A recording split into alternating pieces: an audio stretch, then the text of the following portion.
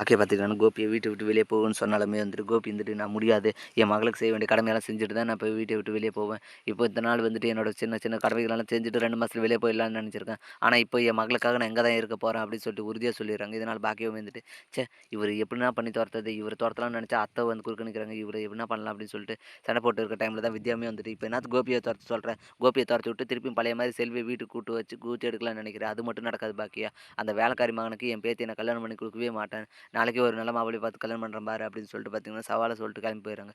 சரி வாய் வார்த்தையா சொல்கிறாங்கன்னு சொல்லிட்டு பாக்கியாவும் பெருசா எடுத்துக்கிறது இல்ல. மறுநாள் காலைல பார்த்தீங்கன்னா, ஒரு சம்மந்தத்த கூட்டின்னு வந்து நாளைக்கு இவங்களுக்கும் வந்து எனக்கு மாப்பிள்ளைய பிடிச்சிருச்சு. அதனால வந்துட்டு நாளைக்கு நிச்சயதார்த்தம் வச்சுக்கலாம் அப்படின்னு சொல்ல, உடனே இத கேட்ட பாக்கியா பார்த்தீங்கன்னா, ரொம்ப டென்ஷன் ஆயிடுறாங்க. மாப்பிள்ளை விட்டு போற வரையும் சொல்லி வெயிட் பண்ணிட்டு போன பின்னாடி பார்த்தீங்கன்னா, இப்ப யார கேட்டு இனியாவுக்கு நிச்சயதார்த்தம் பண்ணலாம்னு சொல்லி முடிவு எடுத்திருக்கீங்க? என்ன கேட்காம நீங்களே என்னத்துக்கு முடிவு எடுக்குறீங்க? அப்படின்னு சொல்லி கேட்க, யார கேட்டு நான் முடிவு பண்ணுங்க? என் பேத்திக்கு முடிவு பண்ண எனக்கு தெரியாதா? அதுவும் இல்லாத அவங்க அப்பாவே சம்மதம் சொல்லிட்டு, அதனால தான் நாங்க நிச்சயதார்த்தம் ரெடி பண்ணுறோம் அப்படின்னு சொல்ல, அம்மாவா என்ன கேட்கணும்? என் சம்மந்தம் இல்லாம எப்படி என் மகளுக்கு நீங்க இது பண்ணலாம்? அப்படின்னு சொல்ல, நான் பாக்கியா நீ இந்த விஷயத்துல தலையிடாத. நான் முதல்லயே சொல்லியிருக்கேன். இனியாவோட விஷயத்துல இனிமேல் நீ தலையிடாத. அவளுக்கு எது நல்லது கெட்டதுன்னு பார்த்து எனக்கு செய்ய தெரியும். அப்பாவே இது என்னோட கடமை. இதில நீ தலையிடவே தலையிடாத.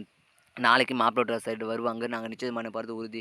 நீ இந்த விஷயத்தில தலையிடாதன்னு சொல்லிட்டு கோவமா சொல்லிட்டு கிளம்பிப்போங்க. பண்ணுவீங்க பண்ணுவீங்க. என் மகளுக்கு இத்தன நாள் இல்லாத அக்கறை இப்ப என்ன திடீர்னு வந்துருச்சு. இத்தன நாள் உன் மகள் கண்ணுக்கு தெரியலையா? இப்போ எதனா ஒரு சின்ன பிரச்சனை வந்ததுனால, அவ ஏதோ ஒரு தப்பு பண்ணிட்டா. அதுவாளுக்குள்ள பார்த்தீங்கன்னா, அவ உடனே கல்யாணம் பண்ண வைக்க ஆரம்பிக்கிறீங்க. அவ கனவு என்ன ஆகுது? அவ படிச்சு சம்பாதிச்சு பெரிய ஆளா வரணும். அதுக்கப்புறம் தான் நான் கல்யாணத்துக்கு பிளான் பண்ணியிருக்கேன் அப்படின்னு சொல்ல, உன் பிளான் எல்லாம் தூக்கி குப்பையில போடு. நீ என்ன பிளான் வச்சிருக்கன்னு நான் சொல்லவா?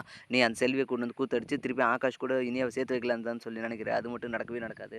அவனும் வந்துட்டு எங்க சுத்தாலும் சுத்திடலான்னு சொல்லிட்டு உன்கிட்ட கொக்கி போட்டுருக்கான். நீயும் அதுக்கு தெரியாம அவனுக்கு சப்போர்ட் பண்ணிருக்க. அது நடக்கவே நடக்காது பாக்கியா.